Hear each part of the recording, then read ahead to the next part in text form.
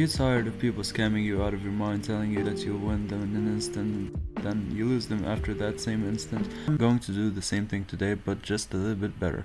I'm gonna tell you one thing, and it's that it cannot just be in one-on-one interaction. Unless you're a clown, you won't be able to entertain them for that long. There'll be awkward silences.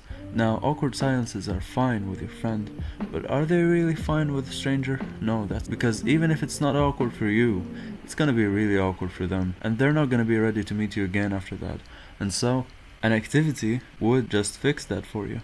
Imagine with me, and this is from my own experience, me myself, I'll just invite them to go do an activity with me. If I'm going to my net cafe, it doesn't matter who's with me, I'm gonna take them with me either way, and they're going to enjoy their time because most probably they've never been in that type of place before, and we'll have plenty of fun and we'll make memories, and we won't just be in an interview setting. They will be able to enjoy their time. We're both playing together. It's not like they'll be playing a game and I'll be playing a game. We're having a good time together.